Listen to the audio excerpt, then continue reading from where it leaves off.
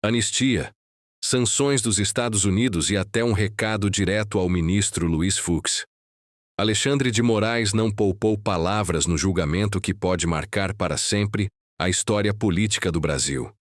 Entre ataques à trama golpista e citações ao inquérito de Eduardo Bolsonaro, o ministro deixou 5 recados explosivos que mexem com o futuro da democracia.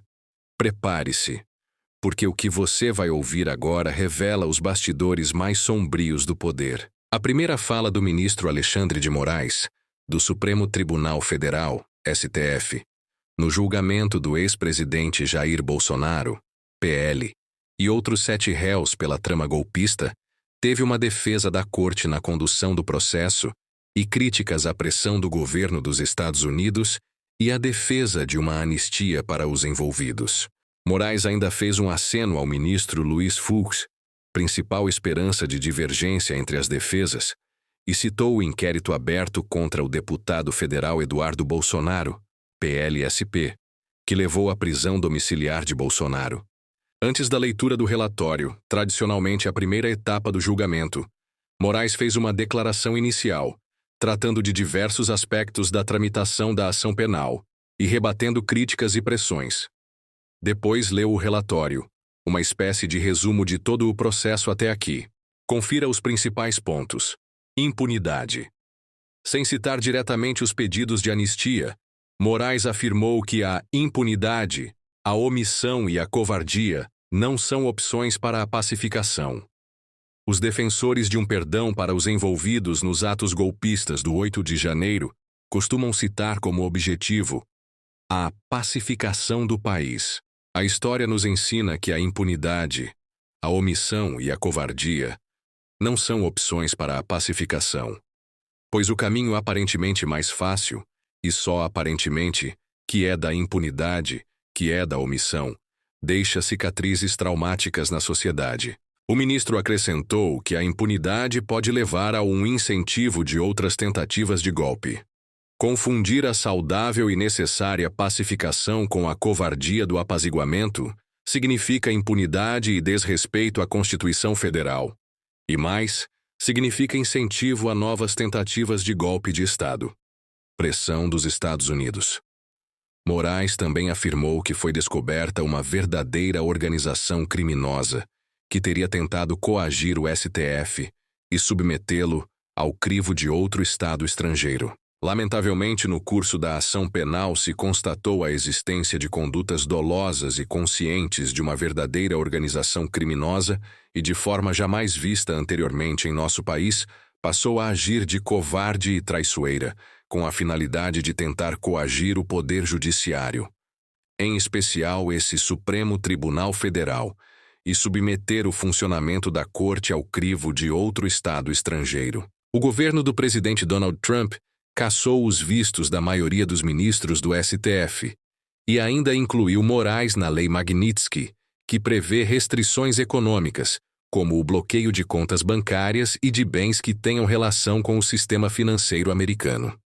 Além disso, o julgamento de Bolsonaro foi citado por Trump como um dos motivos para aplicar uma tarifa de 50% em produtos brasileiros. A história desse Supremo Tribunal Federal demonstra que jamais faltou ou jamais faltará coragem a ou seus membros para repudiar as agressões contra os inimigos da soberania nacional, da democracia, do Estado de Direito ou da independência do Poder Judiciário, acrescentou o magistrado.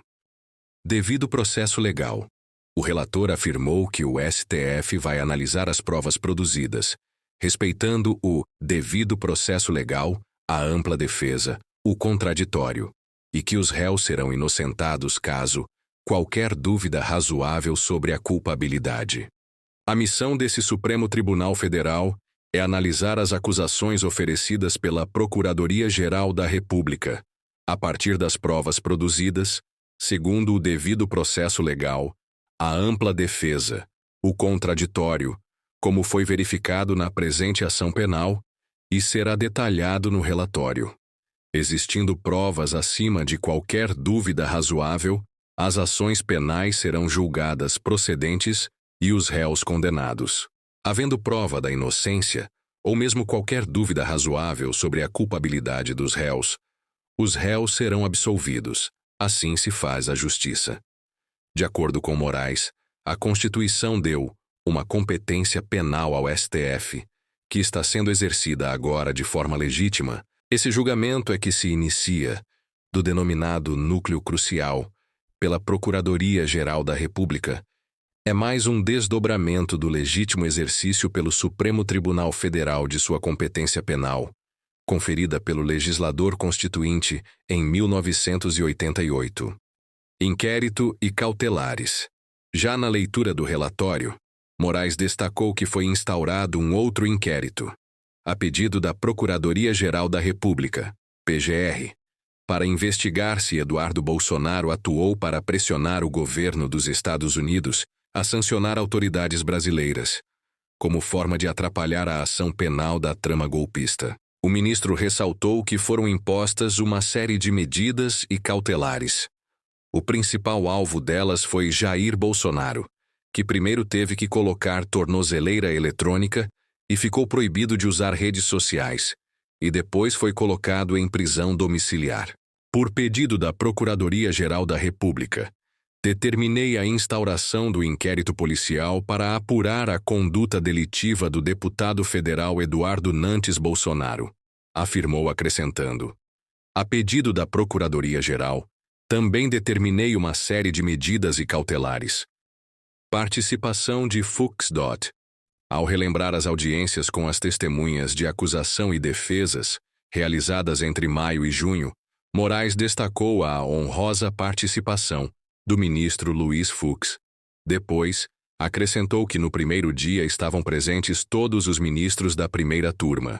As audiências foram realizadas por videoconferência sob a minha presidência e com honrosa participação do eminente ministro Luiz Fux. Na verdade, no primeiro dia, com honrosa participação de todos os ministros, Fux é visto por parte dos réus e da defesa como o ministro que tem mais chances de pedir vista, interrompendo o julgamento ou de divergir de Moraes, votando pela absolvição ou por penas menores. E essa foi a posição de Alexandre de Moraes diante da trama golpista e das pressões políticas que cercam o país. Fique de olho, porque os próximos capítulos dessa história podem mudar tudo. Se você quer continuar por dentro dos bastidores do poder e dos segredos que ninguém te conta, inscreva-se no canal e ative o sininho. Aqui, a verdade sempre vem à tona.